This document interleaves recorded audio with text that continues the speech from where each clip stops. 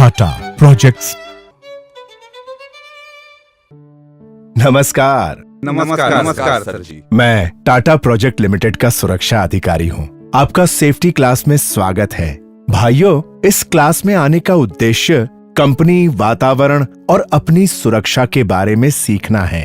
आप ये कहेंगे कि हर कोई अपनी सुरक्षा के बारे में जानता है, पर अब मैं आपको निर्माण स्थल पर विभिन्न खतरों और उनसे बचाव के बारे में बताऊंगा। दोस्तों, अब आप मुझे अपने बारे में जानकारी दीजिए।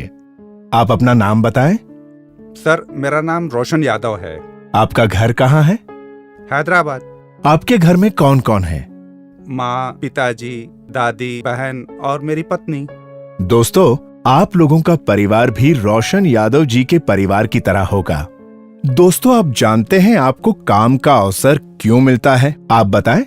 काम अच्छा करने से। ठीक है, अब आप बताएं। काम जानते हैं इसलिए। और आप? शरीर स्वस्थ हो तभी काम मिलता है। बिल्कुल सही। ईश्वर ने हम सबको एक स्वस्थ शरीर प्रदान किया है।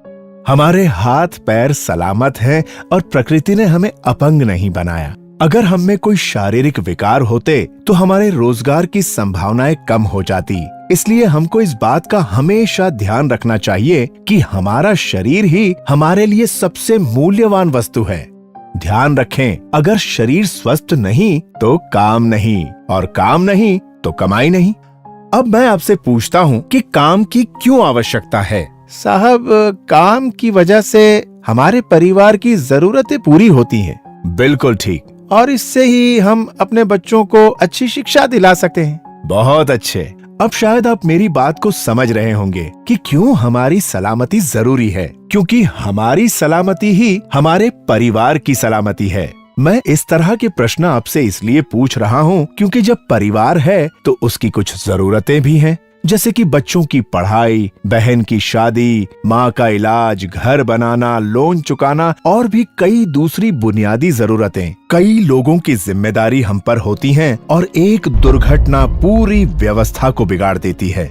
दोस्तों, याद रखें, किसी कामगार के साथ घटित दुर्घटना जितना कष्ट उस कामगार को देती है, उससे कहीं ज्यादा दुखदाई उसके परिवार वालों के लिए होती है। मैं आप सबसे पूछता हूँ, सोचिए कि आप किसी दुर्घटना के शिकार हों तो क्या हो सकता है? साहब, जान जा सकती है। साहब, हाथ पैर भी बेकार हो सकते हैं। बिल्कुल ठीक। लेकिन अगर चोट जानलेवा नहीं है और कुछ समय में ठीक हो सकती है, तो क्या उस स्थिति में थोड़े खतरे लेकर काम करना उचित है क्या?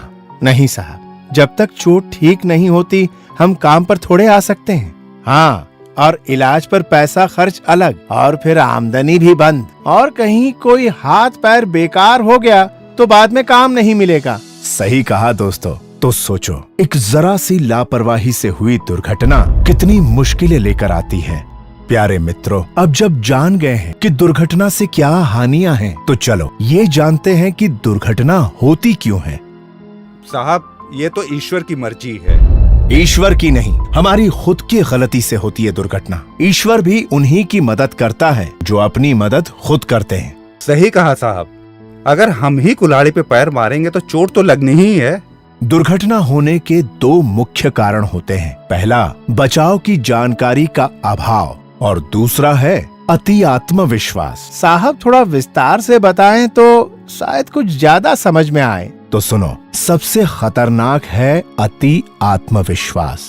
खतरों की सारी जानकारी होते हुए भी ये सोचना कि कुछ नहीं होगा और खतरे उठाकर काम करने से ही सबसे ज्यादा दुर्घटना होती है। और इसलिए अब मैं आपको कार्य से संबंधित खतरे और उनसे जुड़ी सावधानियों के बारे में बताऊंगा। तो ध्यान से सुनिए उन बचाव के तरीकों के बारे में जिनका कार्यस्थल पर हमेशा पालन होना चाहिए। सुरक्षा प्रेरण कार्यक्रम। सुरक्षा के सामान्य नियम यानी जनरल साइट सेफ्टी रूल्स। 18 साल से कम और 60 साल से ज्यादा उम्र के लोगों को साइट के भीतर प्रवेश करने की अनुमति नहीं है। सभी लोगों को कार्य क्षेत्र में हर समय सुरक्षा हेलमेट और सुरक्षा जूते पहनना जरूरी है। अवैधानिक दवा या शराब पीना या इसके असर में रहने वाले व्यक्ति को नौकरी से बर्खास्त किया जाएगा। ऐसा करने वालों को देखने पर अपने सुपरवाइजर को सूचित करें। ऐसी कोई भी अवैधानिक दवा या शराब का सेवन कर रहे हैं जिसमें गाड़ी चलाना हो या मशीन चलाना आता हो तो अपने सुपरवाइजर को इसकी जानकारी दीजिए। हर समय अपने काम पर ध्यान रखें। काम करते वक्त मजाक मस्ती न करें। अच्छा काम वो है जो साफ सुथरा हो और साफ सुथरा काम सुरक्षित काम की शुरुआत है। इसलिए अपने काम के क्षेत्र में कचरे और मलबे को मत रखिए। अगर आपको ऊंचाई से डर लगता है या आप मिर्गी, ब्लड प्रेशर या डायबिटीज के मरीज हैं या आप भयभीत और बीमार रहते हैं तो कभी भी ऊंचाई पर कार्य न करें। यदि आप बीमार हों तो काम पर न आएं और अपने सुपरवाइजर को उसकी रिपोर्ट करें। रोड पर चलते समय हमेशा बाईं ओर चलें और पार करते समय दोनों तरफ देख लें। बेकार चीजों को कूड़ेदान में ही डालें। कार्यस्थल पर पेशाब करना, धूम्रपान करना, दौड़ना या किसी भी वाहन के नीचे सोना सख्त मना है। काम करते वक्त मोबाइल का प्रयोग वर्जित है। किसी भी चीज को कभी ऊंचाई से न फेंके। नीचे से गुजर रहे व्यक्ति को गंभीर चोट लग सकती है। याद रहे, बिना प्रशिक्षण लिए आदमी को साइट पर काम करने की अनुमति नहीं है। अपने कपड़े, बाल और हाथ की सफाई करने के लिए कंप्रेस्ड एयर का उपयोग न करें। भार सही तरीके से उठाएं, पैरों के बल पर, न कि पीठ के बल पर। अगर सामान ज्यादा भारी हो तो मदद लें। अपने वजन पर नियंत्रण रखें। अंगों को फैलाने वाली कसरत करें। लगभग 20% दुर्घटनाएं निर्माण क्षेत्र में सामान उठाने के दौरान होती हैं। बैरिकेड क्षेत्र और जहां ऊंचाई पर काम चल रहा हो वहां प्रवेश ना करें। यदि आप पावर शॉवल्स, ट्रक्स और डोजर्स के आसपास काम कर रहे हो तो सुनिश्चित कर ले कि ऑपरेटर आपको देख सके। क्रेन से काम करने के लिए बैरिकेशन करना आवश्यक है। जब मशीन चल रही हो या गति में हो तब उसमें तेल, लुब्रिकेंट या ईंधन ना डालें। ऐसी कोई भी घटना जो दुर्घटना में तब्दील हो सकती थी उस घटना को नियर मिस कहते हैं। अगर आप ऐसी कोई घटना देखें तो उसकी जानकारी तुरंत ही अपने EHS विभाग को दें। किसी भी फर्श और जमीन पे कोई भी खुली जगह को चेतावनी बोर्ड लगाकर कवर और बैरिकेशन करना चाहिए। मैनहोल, कुआं, सॉफ्ट टनल या कोई तंग जगह जहां ऑक्सीजन की कमी के कारण या ज्वलनशील गैस, जहरीली गैस रहने के कारण सांस लेने के लिए अयोग्य वातावरण हो, वहां प्रवेश ना करें। 2 चक्की वाहन पर सुरक्षा हेलमेट पहने।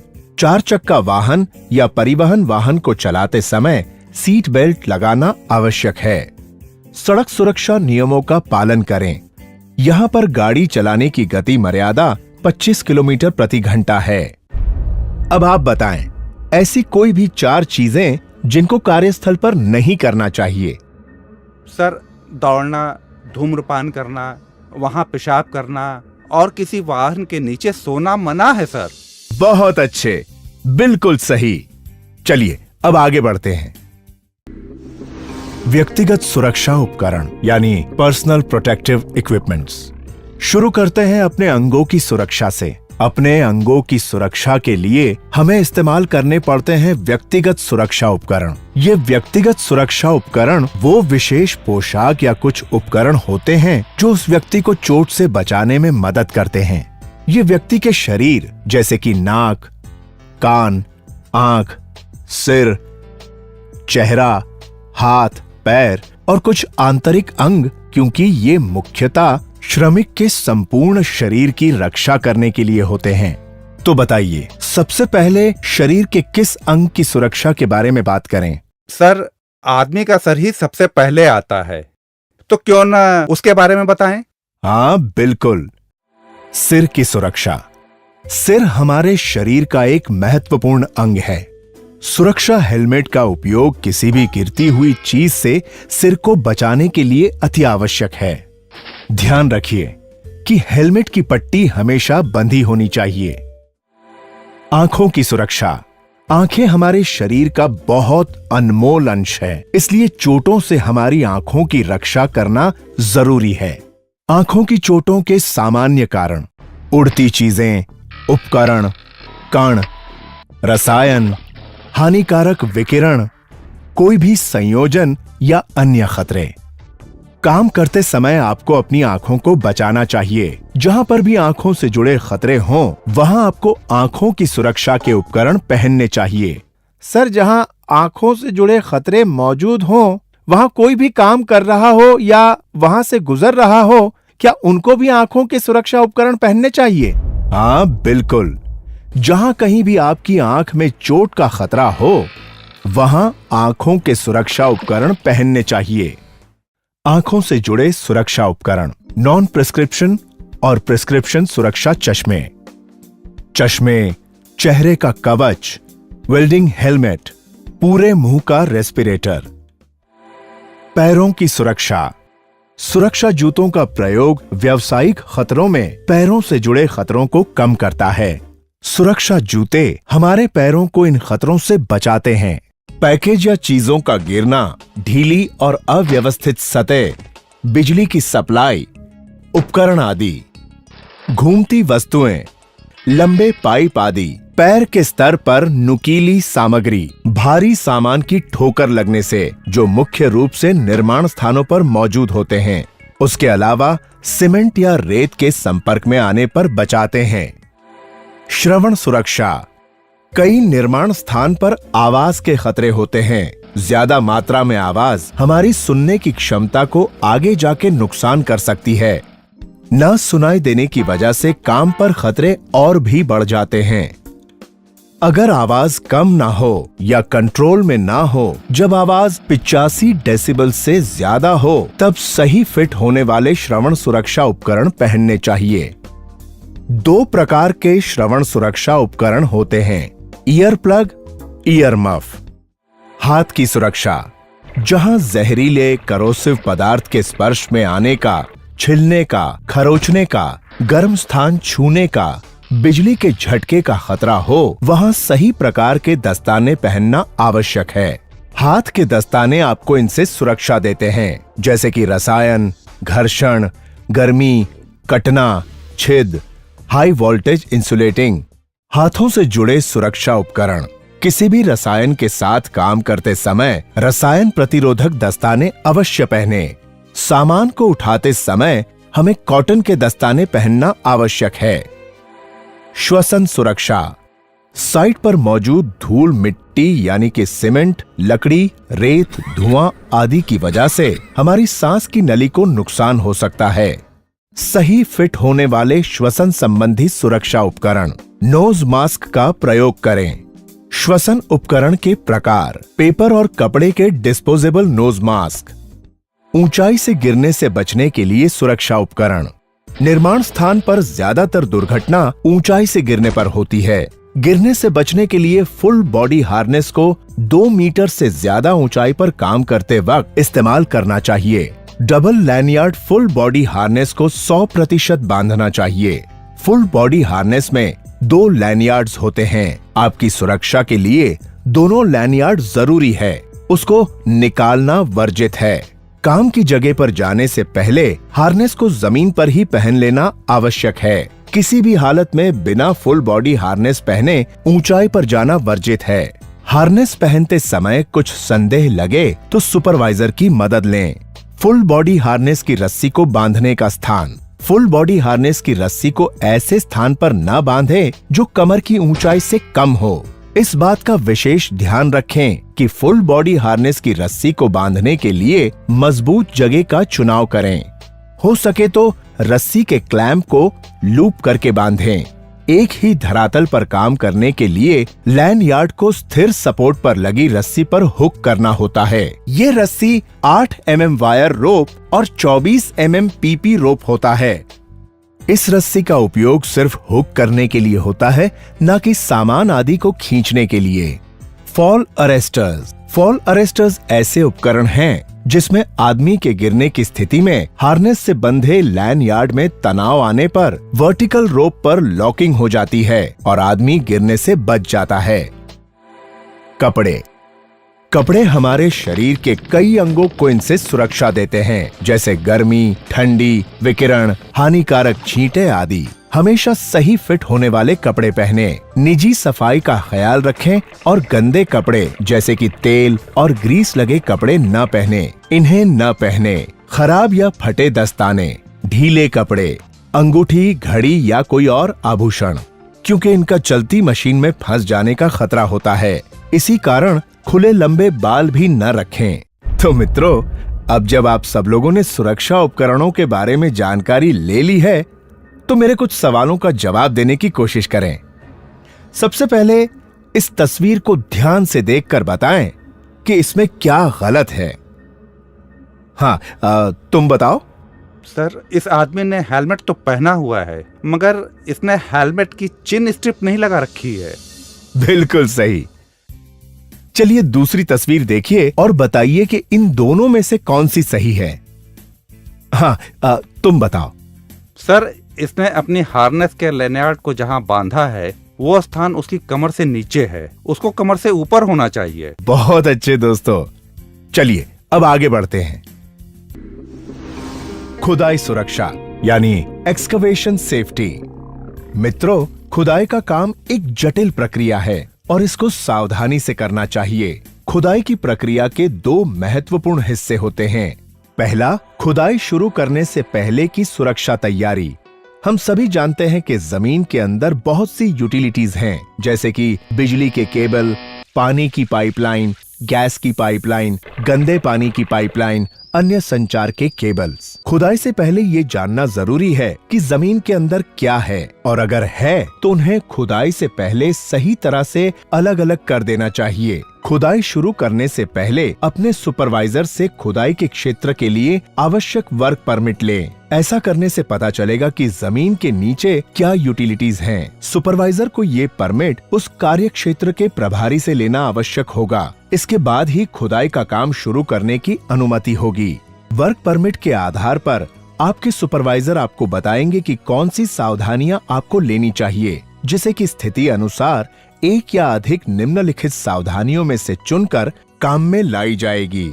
ए, मार्कर्स और ड्राइंग्स को इस्तेमाल करते हुए व्यक्तिगत यूटिलिटीज के स्थान। बी, अत्याधुनिक उपकरण जैसे केबल अवॉइडेंस टूल का इस्तेमाल करते हुए यूटिलिटीज के स्थान। सी, यूटिलिटीज की स्थिति की जांच करने के लिए ट्रायल पिट्स बनाना। डी, सेवाओं को अलग करना। खुदाई शुरू करने से पहले सुनिश्चित करें कि इन मुद्दों का प्रबंध हो, जैसे कि जमीन के नीचे की और ऊंचाई की उपयोगिताएं और उनके स्थान, स्लोपिंग और शोरिंग की आवश्यकताएं, तंग स्थान की जरूरतें, मशीन स्थापन, आवागमन की सुविधाएं, निरीक्षण के मापदंड, रद्दी स्थापन, बिजली के तार जमीन के अंदर और ऊपर और अन्य खतरे। अगर चट्टान या पथरीली जमीन में विस्फोट करने की जरूरत हो तो सिर्फ सही लाइसेंसधारी ब्लास्टर की देखरेख में ही ये काम होना चाहिए। काम से जुड़े सभी लोगों को उपयुक्त बातों की पूरी जानकारी ट्रेनिंग देकर दें। ये उन्हें जानना जरूरी है। दूसरा, खुदाई करते वक्त सुरक्षा के नियम। खुदाई के सभी खुले किनारों से कम 1 मीटर की दूरी पर घेरा या बैरिकेशन लगाएं और प्रत्येक दिन जांच लें कि वे सही ढंग से लगे हुए हैं। आने जाने के लिए सीढ़ी लगाएं। ध्यान रखें कि लकड़ी या बैम्बू की सीढ़ी का इस्तेमाल वर्जित है। निकाली गई मिट्टी और मलबे को किनारे से कम 1.5 मीटर दूर रखना चाहिए, और अगर गड्ढा ज्यादा गहरा हो तो गड्ढे की गहराई जितनी दूरी पर मलबे को रखें। कड़े पत्थर के अलावा मिट्टी के ढेर को सही कोण में रखें। हर तरह की मिट्टी के लिए सही तिरछापन, सीढ़ी नुमा कटाई, शोरिंग का इंतजाम करें। खुदाई के किनारों के पास गाड़ी न चलाएं, क्योंकि इससे मिट्टी धंसने का और किनारों की मिट्टी में दरार पैदा होने का खतरा हो सकता है। सुनिश्चित करें कि मिट्टी को सरकने से रोकने के लिए खूंटे गाड़े जाएं। तेज वर्षा और बाढ़ आने के बाद खुदाई के स्थान पर बिना निरीक्षण और अनुमति के बगैर गड्ढे में प्रवेश न करें। खुदाई के दौरान पावर लाइन के स्पर्श से बचने के लिए अवरोधक लगे टूल और उपकरण का इस्तेमाल करें। ब्लास्टिंग के दौरान असर में आने वाले क्षेत्र की घेराबंदी करके सुरक्षा संकेत के बोर्ड लगाएं। वर्क परमिट में लिखे होने के बावजूद अगर आपको कोई यूटिलिटीज के अंदर रहने का आभास मिले तो तुरंत अपने सुपरवाइजर को खबर करें और काम बंद कर दें। चलिए दोस्तों, अब ध्यान से देखिए और बताइए इस तस्वीर में क्या क्या गलत दिखता है। सर, खुदाई से निकाली हुई मिट्टी किनारे के बहुत करीब रखी है और खुदाई के खुले किनारों की तरफ टेप भी नहीं लगा है। बहुत अच्छे। और ध्यान से देखिए, खुदाई में अंदर या बाहर जाने के लिए सीढ़ी भी नहीं है। बहुत अच्छे दोस्तों। चलिए अब आगे बढ़ते हैं। भाड़ा और सीढ़ी यानी स्कैफोल्डिंग एंड लैडर। भाड़ा। दोस्तों, हम यहाँ भाड़े के काम पर सुरक्षा के महत्व पर चर्चा करेंगे, क्योंकि निर्माण स्थल पर भाड़े की बहुत जरूरत होती है। याद रखें कि सुरक्षा नियमों की अनदेखी से भाड़े के काम में बहुत दुर्घटनाएं होती हैं। अब हम भाड़े संबंधी सावधानियों की शुरुआत करते हैं। भाड़े के फ्रेम्स की जगह को मार्क करें। मार्क किए हुए स्थान पर लकड़ी के तख्ते या कंक्रीट के स्लैब रखें। ध्यान रहे कि जमीन समतल होनी चाहिए।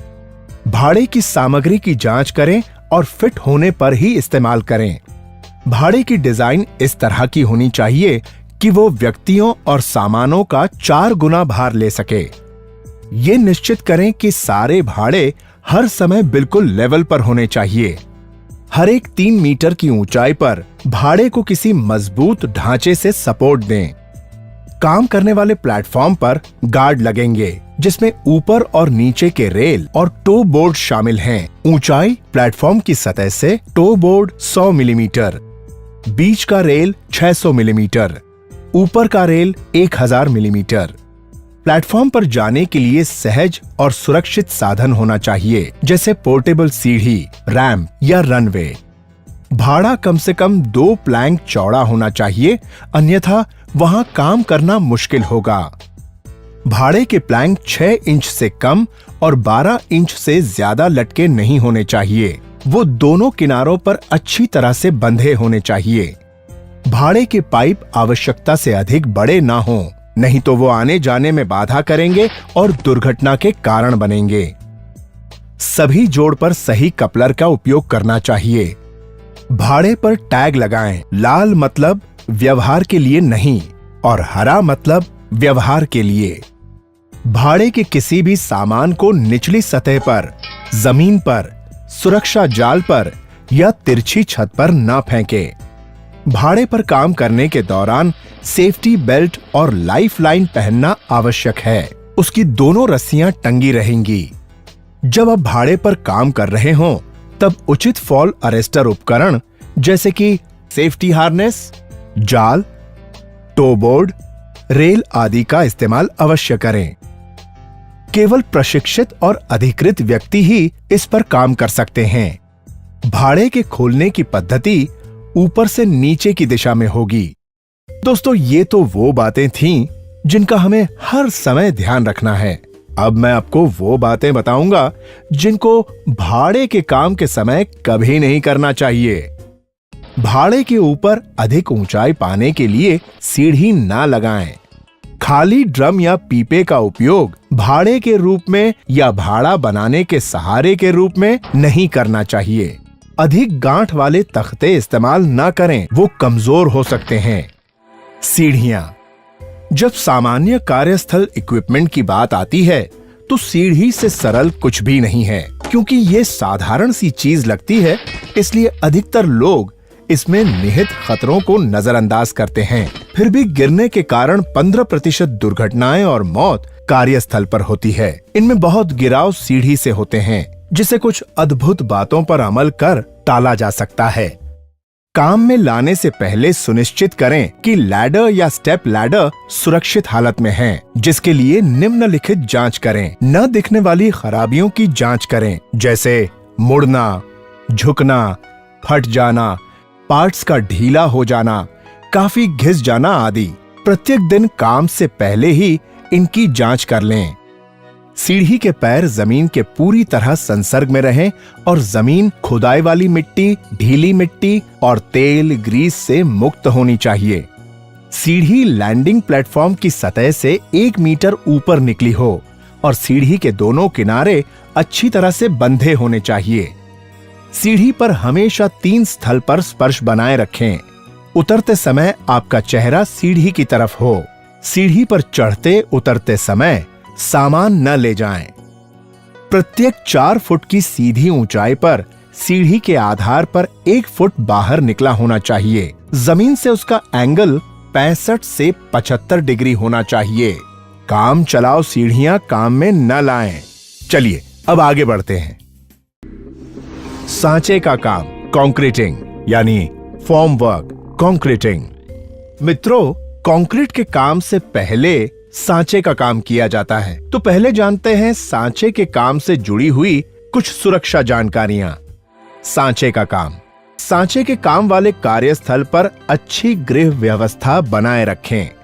टूटे या खराब पुराने सामान को कार्यस्थल से बाहर कर दें। अवांछित लकड़ी के तख्ते, शटर, प्लेटफॉर्म आदि को कार्यस्थल से बाहर कर दें और निर्धारित जगह पर तख्ता लगाकर रखें। पटरों को खोलने के बाद उसमें लगी कीलों को निकाल दें। लकड़ी के शटरिंग प्लैंक को सुव्यवस्थित रूप से रखना चाहिए, एक के ऊपर एक। हस्त उपकरण जैसे हथौड़े, छैनी आदि ठीक होने चाहिए और उसकी चोट वाली सतह मुड़ी या फटी ना हो। ऊंचाई वाले सांचे तक पहुंचने के लिए सही रास्ता लगाएं। शटरिंग के सपोर्ट को बगल से ब्रेसिंग लगाएं और कंक्रीटिंग करने से पहले इसकी जांच कर लें। लकड़ी की शटरिंग लगा देने के बाद वहां चिंगारी या आग पैदा करने वाला काम न करें। कंक्रीटिंग। सीमेंट कंक्रीट का काम रोजमर्रा की बात है, जिसमें हजारों कामगार और स्वयं कार्यकर्ता लगे हुए हैं। इनमें से कुछ लोगों को कंक्रीट मिलाने, ढोने और ढलाई के दौरान गंभीर चोटें लगी हैं। अतः वो कोई भी जो कंक्रीट हैंडलिंग का काम कर रहा है, चाहे वो निर्माण स्थल या निवास, रास्ते या सड़क के किनारों पर काम करते समय उपयोगी सामान्य सुरक्षा की सीख लेनी और व्यवहार में लानी चाहिए, जो रोकथाम, सुरक्षा और कॉमन सेंस सावधानी से संबंधित है।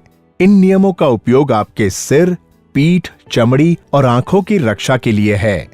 सभी खुले स्थान को ढक दें और गिरने से रोकने के लिए मजबूत बैरिकेशन करें। दोस्तों, सांचे और कंक्रीट के काम के वक्त अच्छी गृह व्यवस्था के लिए किन बातों का ध्यान रखना चाहिए? हाँ, आप जो पीछे बैठे हैं, आप बताएं। सर, एक तो टूटे या खराब पुराने सामानों को कार्यस्थल से बाहर कर देना चाहिए। दूसरा, पटरों को खोलने के बाद उससे कीलों को निकाल देना चाहिए, जिससे उन कीलों से किसी को चोट न लगे। और अपने बचाव के लिए कंक्रीटिंग के दौरान रबर के दस्ताने, गॉगल्स और गमबूट पहनने चाहिए। इसके बाद आता है परिवहन ट्रक, जो कि कंक्रीट की मिश्रण को बैच प्लांट से कंक्रीट डालने के स्थान तक लेकर जाता है। कंक्रीट ट्रक के साथ जुड़ी हुई सुरक्षा जानकारियां इस प्रकार हैं। परिवहन मिक्सर। ट्रांजिट मिक्सर को सिर्फ प्रशिक्षित और अधिकृत ड्राइवर ही चलाएंगे। गाड़ी को पीछे करने के दौरान रिवर्स हॉर्न और लाल बत्ती का इस्तेमाल करें। सहायक या इशारा करने वाले व्यक्ति हमेशा पीछे आने के समय ड्राइवर को रास्ता दिखाएंगे और वो ऐसी जगह खड़े होंगे जहां ड्राइवर उसे देख सके। जब कंट्रोल का शूट खुली अवस्था में हो, तब ट्रांजिट मिक्सर को आगे न बढ़ाएं। किसी भी निर्माण स्थल पर ट्रांजिट मिक्सर की गति 15 किलोमीटर प्रति घंटे से अधिक न हो। अगर खोदे गए गड्ढे या खाई के समीप काम करना हो तो ट्रांजिट मिक्सर को किनारे से काफी दूरी पर खड़ा करें और स्टॉप ब्लॉक्स लगाएं। तो मित्रों, अब जब हमारी कंक्रीट निर्माण स्थल तक पहुंच चुकी है, तो उसको कंक्रीट डालने वाली जगह पहुंचाने के लिए हम इस्तेमाल करते हैं कंक्रीट पंप का। कंक्रीट पंप के इस्तेमाल से दूर इन बातों का ध्यान रखना चाहिए। कंक्रीट पंप कभी भी पंप और ट्रांजिट मिक्सर के बीच में खड़े ना हो और दूसरे व्यक्ति को इस खतरे के क्षेत्र में आने से मना करें। हॉपर ग्रेट को कभी भी ना हटाएं या ऊपर उठाएं। ये 2 तरह से रक्षा करता है। ये मशीन के घूमने वाले पार्ट से हम लोगों को बचाता है। ये मशीन में बाहरी वस्तुओं को नहीं आने देता। जब मशीन चालू होने जा रही हो या चालू हो, तब हॉपर ग्रेट पर कभी खड़े ना रहें। कभी भी कोई अंग मशीन के अंदर न ले जाएं, खासकर कंक्रीट वाल्व और हॉपर एरिया पर अगर मशीन चल रही हो या चलाने के लिए तैयार हो। जब तक आप योग्य और कुशल पंप ऑपरेटर ना हो और जब तक पंप ऑपरेटर ने हस्ताक्षर न कर दिया हो, तब तक पंप को ऑपरेट न करें। अगर कंक्रीट पंप में हवा चली जाए तो हॉपर पर या होज के छोर पर खड़े ना हो। क्योंकि यहाँ खतरा है जब तक कि हवा निकाल न दी जाए। इमरजेंसी स्टॉप बटन को अपने समीप रखें, जिससे पंप में हवा चली जाने पर आप जल्दी से स्टॉप बटन दबा सकें। कंक्रीट पंप से कंक्रीट को स्थान पर दो तरह से भेजा जाता है। अगर कंक्रीट डालने का स्थान नीचे ही है तो कंक्रीट पाइप का इस्तेमाल करते हैं। इसके इस्तेमाल के समय कुछ बातों का विशेष ध्यान रखना चाहिए। पाइपलाइन द्वारा कंक्रीट को ले जाना। कमर को मोड़ते हुए कंक्रीट पाइपलाइन को न उठाएं। इससे बाद में कमर और पीठ का दर्द हो सकता है। हाथ द्वारा पाइप को उठाने का सही तरीका यह है कि आप अपने टहनों को मुड़ते हुए और पीठ को सीधा रखते हुए उठाएं। हाई प्रेशर पर चलते हुए पाइपलाइन पर कभी भी न खड़े हों, न बैठें, न कभी हाथ से लगाकर बदन के समीप लाएं, क्योंकि पाइप फटकर आपको बुरी तरह घायल कर सकता है। दबाव से भरे पाइपलाइन को कभी ना खोलें जब तक ऑपरेटर पंप को उल्टा न चला ले और वो कहे कि अब पाइपलाइन को खोलना सुरक्षित है। अगर पाइपलाइन को कंप्रेस्ड एयर से साफ किया जा रहा हो तो डिस्चार्ज एरिया के नजदीक खड़े ना हों। हमेशा सफाई के लिए बॉल कैचर का इस्तेमाल करें। कंक्रीट पाइपलाइन को भाड़े के टावर से सपोर्ट ना दें। कंक्रीट के पाइपलाइन को मजबूत सपोर्ट दें। जहां मोड़ आए वहां अलग से सपोर्ट दें, जिससे कि पाइप में हलचल ना हो। रुकावट को साफ करने के लिए कभी भी कंप्रेस्ड एयर का इस्तेमाल न करें। कंक्रीट पाइप को सुरक्षित करने के लिए बाइंडिंग वायर्स का इस्तेमाल न करें। उचित क्लैंप वेजेस का प्रयोग करें।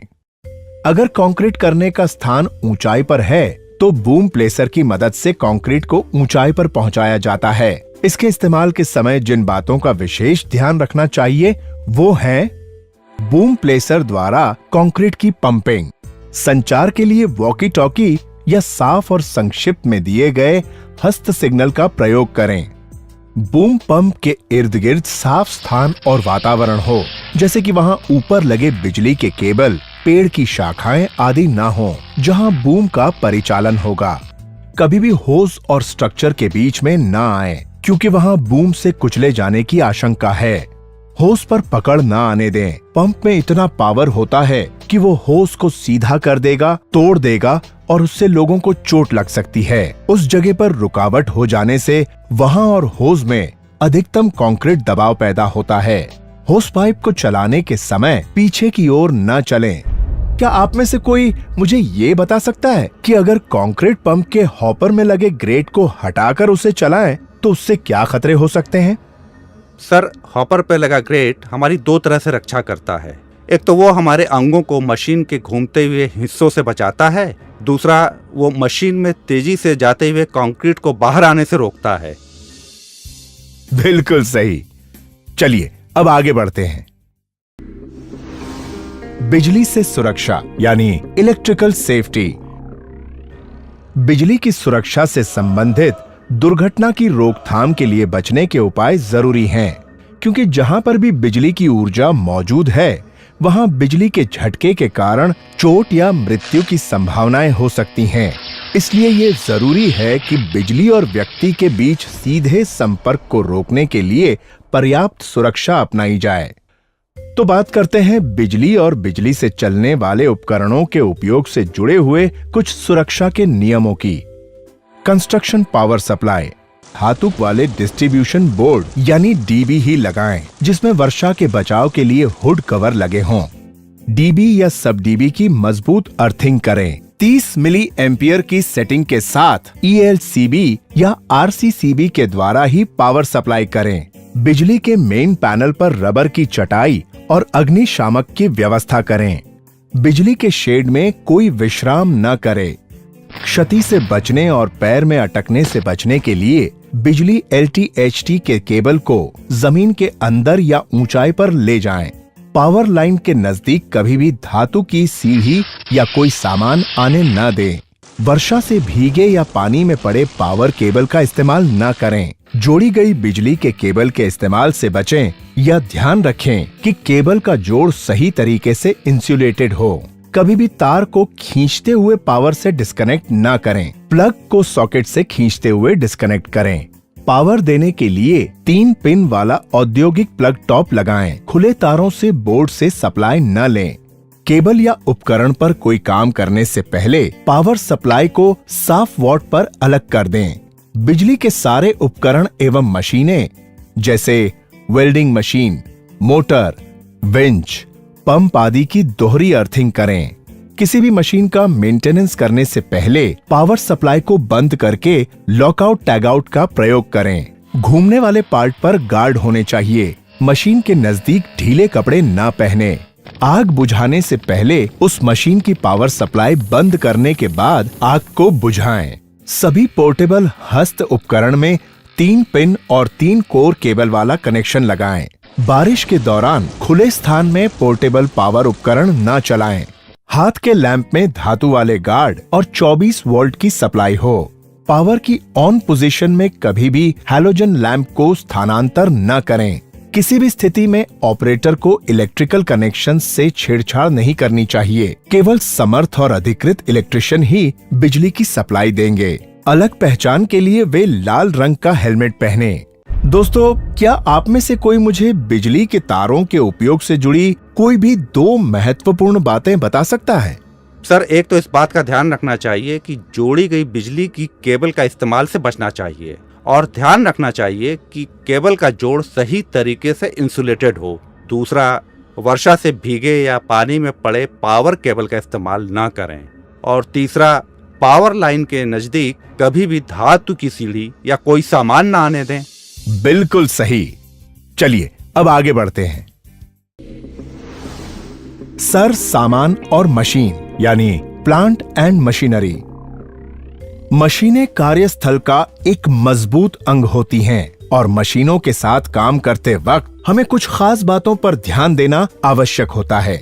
जैसे उपकरणों को काम में लाने से पहले उन्हें तीसरे पक्ष के अधिकृत व्यक्ति द्वारा कार्य योग्यता का सर्टिफिकेट प्राप्त करें। सामान उठाने वाले सारे उपकरण पर पहचान नंबर, कार्यक्षमता मार्क होनी चाहिए, जिससे उसे संबंधित टेस्ट सर्टिफिकेट के साथ मिलाकर जांच की जा सके।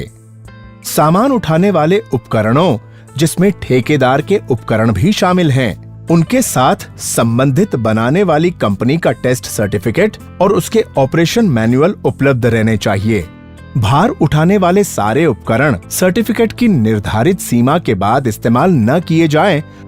महत्वपूर्ण जगहों पर सुरक्षा के साइन बोर्ड, पोस्टर आदि दर्शाए जाएं, जैसे लटकते सामान के नीचे न रहें आदि। सभी सुरक्षा गार्ड लगे रहें। सुरक्षा के सभी उपकरण और बचाव साधन को हटाना, बदलना, खोलना, निरस्त करना या छेड़छाड़ करना मना है। सभी गाड़ियों में पीछे मुड़ने पर बजने वाला हॉर्न लगा रहना आवश्यक है और गति सीमा 25 किलोमीटर प्रति घंटा रहे। गाड़ी के ड्राइवर सही लाइसेंस धारक हों और गाड़ी चलाने के समय मोबाइल फोन का इस्तेमाल न करें। हाँ तो भाइयों, अगर आपके दिमाग में कोई प्रश्न है तो आप पूछ सकते हैं। सर, अगर सामान उठाने वाले पर परीक्षण टैग न लगा हो तो क्या करना चाहिए?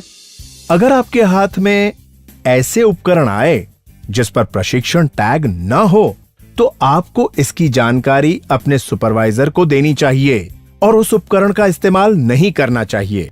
ठीक है सर। चलिए अब आगे बढ़ते हैं। फैब्रिकेशन यार्ड में सुरक्षा यानी fabrication yard safety.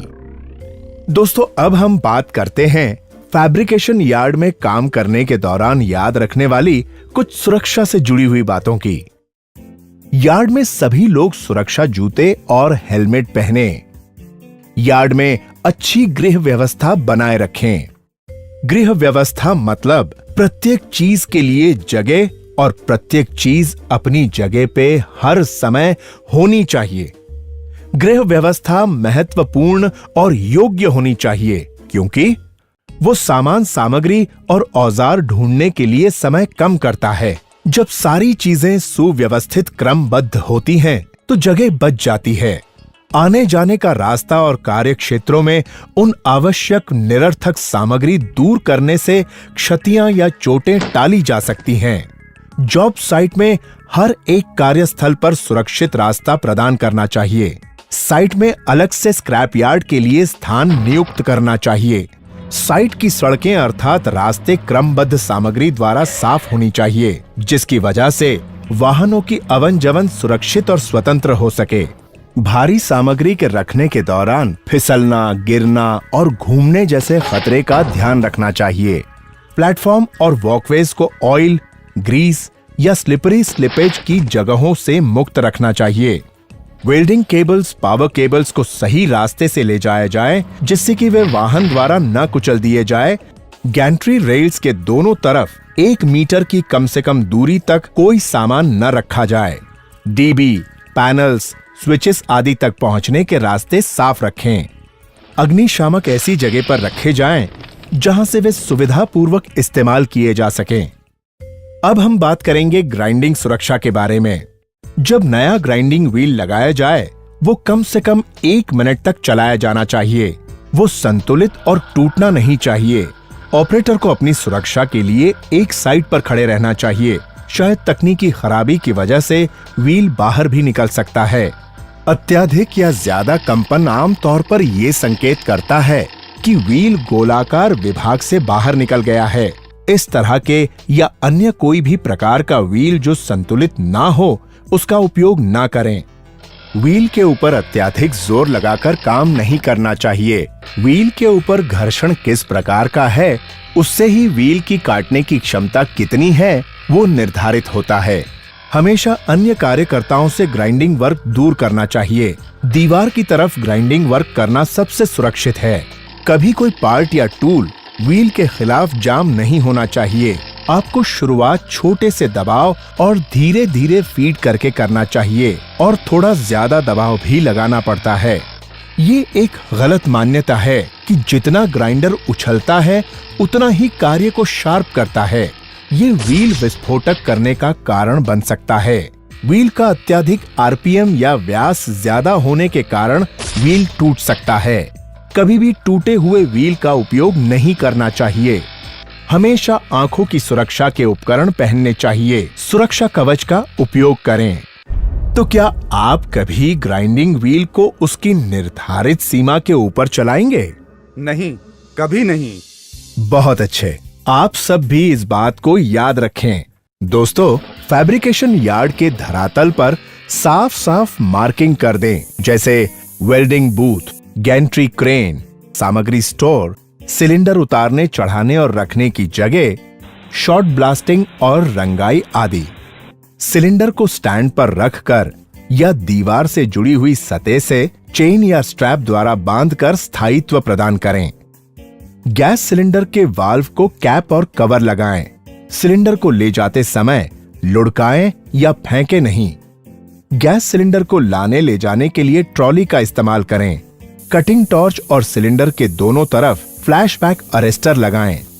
Welding cable और पावर केबल को एक दूसरे पर ना लपेटने दें। ऐसा करने से गर्म वेल्डिंग के स्पर्श से पावर का इंसुलेशन कमजोर हो सकता है और शॉर्ट सर्किट भी हो सकता है। रेडियोग्राफी टेस्ट करने के लिए ये सुनिश्चित करें कि संबंधित विभाग से कार्य अनुमति रेडियो एक्टिव साइन बोर्ड के साथ घेराबंदी करें। उस क्षेत्र में प्रवेश निषेध है। रोशनी की पूरी व्यवस्था करें। रात में कार्य के दौरान परिवर्तित साइन लगाएं। सर, हाँ बोलिए। रेडियोग्राफिक टेस्ट के लिए सबसे उपयुक्त समय कौन सा होता है? रेडियोग्राफी टेस्ट के लिए रात का समय या छुट्टी का समय सबसे उपयुक्त होता है, क्योंकि तब काम भी होता है और लोग भी कम होते हैं। चलिए अब आगे बढ़ते हैं। सामान की ढुलाई यानी मटेरियल हैंडलिंग। उद्योग के लिए प्रभावी तरीके से सामान को ढोना और रखना काफी महत्वपूर्ण होता है। कच्चे माल के अलावा ये प्रक्रियाएं पुर्जे और छोटे संयुक्त उत्पाद को कार्यस्थल पर पहुंचाने और ले जाने में मदद करती है और ये सुनिश्चित करती है कि जहां जरूरत हो वहां सामान पहुंचे। दुर्भाग्यवश अनुचित तरीके से सामान को ढोने और रखने से काफी महंगी दुर्घटनाएं होती हैं। सामान को हाथों से या क्रेन की सहायता से हटाते वक्त जिन चीजों पर ध्यान देना है वो चीजें हैं: आने जाने के रास्ते को साफ रखें। सबसे पहले उस एरिया को बैरिकेशन करके घेराव कर दें। केवल इंस्पेक्शन हुई क्रेन का इस्तेमाल करें और उसका सर्टिफिकेट हमेशा कैबिन में लगा होना चाहिए। क्रेन ऑपरेटर के पास अपना लाइसेंस होना चाहिए। रिगर संकेतक दूर से दिखने वाले चमकीले जैकेट पहने। क्रेन के आने जाने के लिए जमीन की मिट्टी को गढ़ीला बनाएं। क्रेन बूम के अर्धव्यास की गणना करने में उठाए जाने वाले सामान का वजन और सामान रखने के स्थान की ऊंचाई का ख्याल रखना आवश्यक है। बारिश में क्रेन का बूम कम ऊंचाई पर रख के चलें। सामान पर आने वाले कई ऊर्जा के स्रोत को पहचानें। उठाने वाले सामान के वजन की जानकारी लें और वजन के अनुसार उपयुक्त स्लिंग का चुनाव करें। असुरक्षित तरीके से स्टील वायर रोप को खींचने और निकालने से गलत ऐंठन पड़ जाती है। अगर ऐसी ऐंठन पड़ जाए तो रोप को बदल दें। जब भी 2 या अधिक रोप को हुक पर लगाना हो तो शैंकल का इस्तेमाल करें। सभी खुली सामग्री को सामान पर से हटा दें। सामान को उठाने से पहले देख लें कि सामान पर स्लिंग अच्छी तरह से लगी है। सामान को झटके और धक्के से बचाएं। कोई भी लोड को उठाने से पहले उसको पहले ग्राउंड से थोड़ा ऊपर उठाइए। बाद में लोड की स्टेबिलिटी और स्लिंग के बीच का कोण चेक करें। सब कुछ सही होने के बाद ही ज्यादा उठाएं। उठाने से पहले सुनिश्चित करें कि सामान मुक्त है और सभी रस्सी भार ले रही हैं। लोड से अलग खड़े हों। झूलते हुए सामान और क्रेन के आगे वाले टायर से दूर रहें। सामान को नियंत्रित करने के लिए टैग लाइन का इस्तेमाल करें। दोस्तों, अभी जो बातें मैंने आपको बताई, ये तो वो बातें हैं जिनका पालन हमें करना है। आइए अब उन बातों की जानकारी लेते हैं जो हमें कभी नहीं करनी है। कभी भी वायर रोप को हुक के चारों ओर न लपेटें। कभी भी किसी व्यक्ति के ऊपर से सामान को न ले जाएं। कभी भी झूलते हुए सामान के नीचे काम न करें। किसी भी लटकते हुए या झूलते हुए भार के नीचे अपना हाथ न रखें। जब क्रेन या होइस्ट को देखने वाला न हो तब कभी भी सामान को झूलते हुए न छोड़ दें। सामान के नीचे से जब स्लिंग को बाहर निकाला जा रहा है तो अपने आप को स्लिंग से दूर रखें। क्रेन का इस्तेमाल कार्य को आसान बनाता है, लेकिन इस बात का भी ध्यान रखना पड़ता है कि अगर क्रेन के इस्तेमाल के समय कुछ महत्वपूर्ण बातों पर ध्यान नहीं दिया जाए तो बड़ी दुर्घटना भी हो सकती है। प्रसारण और विवरण, टावर निर्माण एवं तार टांगना। इस कार्य के 2 मुख्य हिस्से होते हैं। पहला है टावर का निर्माण और दूसरा है टावर पर तार लगाना। इन दोनों ही कामों में अत्यधिक सावधानी की जरूरत होती है। आइए बात करते हैं टावर निर्माण की। टावर निर्माण केवल अनुभवी लोगों की टीम को काम करना चाहिए। सुनिश्चित करें कि टावर निर्माण के दौरान ऊंचाई पर काम कर रहे कामगार बीमारियों से मुक्त हों। निर्माण के सभी समय अनुभवी एवं सक्षम सुपरवाइजर तैनात रहें। कामगारों के वहन के लिए ट्रैक्टर का इस्तेमाल न करें। निर्माण स्थल पर सभी कामगार एवं सुपरवाइजर सेफ्टी हेलमेट पहने और चिन स्ट्रैप भी लगाएं। टावर पर कार्यरत कामगार दोहरी रस्सी वाले पूरे बदन वाले सेफ्टी बेल्ट तथा मचान पर टांगने वाले हुक का इस्तेमाल करें। सुपरवाइजर हमेशा सुनिश्चित करें कि चढ़ते और उतरते समय कामगार एवं रस्सी अवश्य ढांचे से बंधी रखें और टावर पर स्थानांतर के दौरान भी ऐसा ही करें। टावर से चढ़ते उतरते समय स्टेप बोल्ट से उतरना चाहिए, वो भी फॉल अरेस्टर मैकेनिज्म के साथ। टूल्स, बोल्ट आदि सामान कामगार के बदन से लटकते बैग में रखकर ही ले जाएं। उन्हें हाथ में लेकर न चढ़ें या उतरें। डेरिक तथा अन्य सामान ढोने वाले उपकरण जैसे वायर रोप, पीपी रोप, डी शैकल, पुली आदि काम में लाने से पहले प्रतिदिन जांच की जाए। निर्माण कार्य में सिर्फ टेस्ट किए हुए टूल्स जिनका सही सर्टिफिकेट हासिल हो वही इस्तेमाल किए जाएं। टावर का निर्माण सिलसिलेवार ढंग से हो। ऊपर के भाग का कार्य तब तक शुरू न किया जाए जब तक कि नीचे वाली सतह के सारे सदस्य और ब्रेसिंग पूरी तरह न लग गए हों और सभी बांधने वाले नट बोल्ट अच्छी तरह न कस दिए गए हों। डेरिक में 3 गाई रोप बंधे हों जिसमें कोई जोड़ न रहे। निर्माण के दौरान लगाए गए गाई का लंगर मजबूत खंबे से लगा हो, जैसे स्टील की खंती से एक लंगर सिर्फ एक ही गाई को सपोर्ट दे। क्षितिज एवं गाई रोप के बीच का कोना अधिकतम 45 डिग्री हो। प्रधान पांव के सदस्य लगे हुए स्टेप बोल्ट के द्वारा उठाए जाएं और पूरी तरह कस दिए जाएं। रस्सी या स्लिंग को टावर से बांधने में नर्म बोरे आदि की पैकिंग लगाएं। लटकते लोड के नीचे किसी कामगार को न खड़े रहने दें। दोस्तों, अब आप ध्यान से इस तस्वीर को देखें और बताएं कि इस कामगार ने जो सुरक्षा बेल्ट पहन रखी है, क्या वो ठीक है? हाँ, आप बताएं।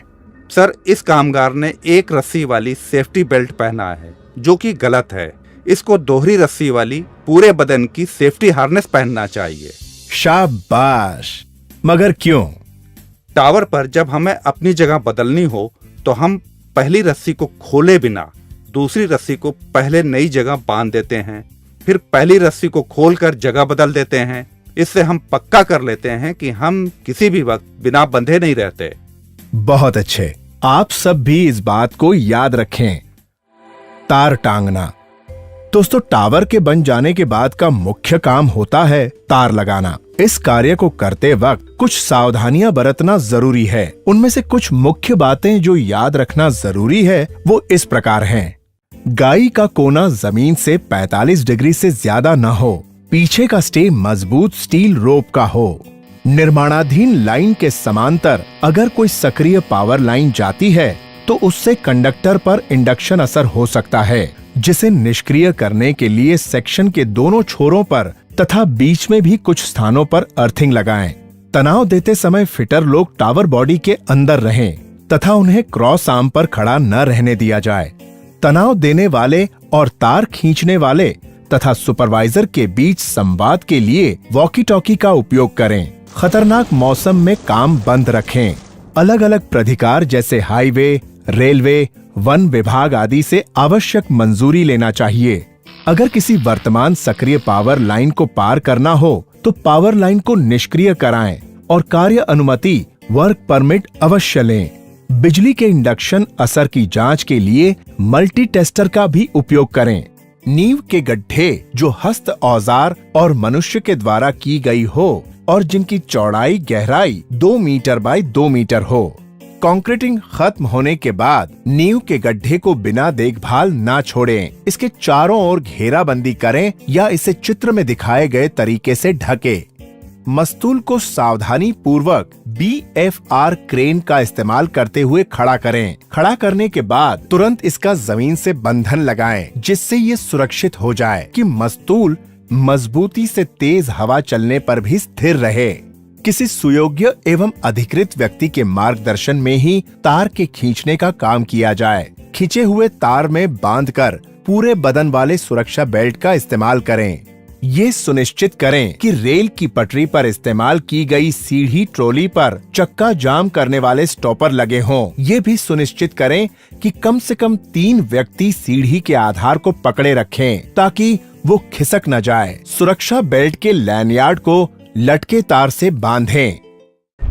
तो अब इस जानकारी के बाद आप ये तो अवश्य ही बता पाएंगे कि अगर हमें काम के दौरान किसी सक्रिय पावर लाइन को पार करना है तो हमें क्या सावधानियां बरतनी चाहिए। सर, ऐसा करने से पहले हमें वर्क परमिट अवश्य लेना चाहिए। वर्क परमिट लेने की प्रक्रिया इस बात को पक्का कर देती है कि कार्य से पहले पावर लाइन निष्क्रिय कर दी जाएगी और मल्टी टेस्टर से बंद लाइन के इंडक्शन असर की भी जांच हो जाएगी, तभी वर्क परमिट मिलेगा। बिल्कुल सही। याद रखें कि वर्क परमिट हमारी सुरक्षा के लिए है, इसको वजन ना समझें। चलिए अब आगे बढ़ते हैं। रेलवे। दोस्तों, निर्माण कार्य से जुड़े सभी कार्य की सुरक्षा जानकारी हमने ली। आइए अब हम रेल विभाग से संबंधित कार्य की सुरक्षा जानकारी लेते हैं।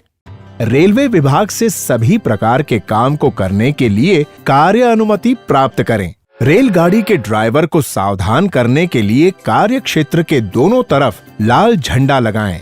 कार्य क्षेत्र पर एक संकेतक खड़ा करें जिसके पास लाल और हरा झंडा तथा वॉकी टॉकी हो। जब सक्रिय मार्ग पर काम हो रहा हो तो कामगारों को रेल की पटरी को पार नहीं करना है। ये बात प्रत्येक दिन टूल बॉक्स की बातचीत में बताई जानी चाहिए। ब्रैकेट को लगाने के लिए जब मस्तूल पर चढ़ना हो तो सीढ़ी का इस्तेमाल करें।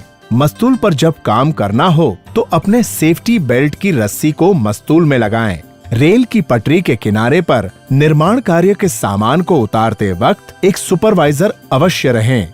मस्तूल पर तार लगाने के काम के लिए जब रेल कार डेक का इस्तेमाल हो रहा हो तो ब्लॉक परमिट अवश्य लें। हाँ तो भाइयों, जैसा मैंने पहले कहा कि सभी दुर्घटनाएं रोकी जा सकती हैं और अगर हम सब लोग साथ साथ मिलकर सुरक्षित तरीके से कार्य करें तो हम दुर्घटनाओं पर काबू पा सकते हैं। कार्यस्थल पर लोगों की सुरक्षा और कार्य खुशहाली की कामना करते हैं। अतः आज सीखे हुए सुरक्षा के सभी प्रावधानों का पालन करें और असुरक्षित कार्य प्रणाली को विदा करें। धन्यवाद।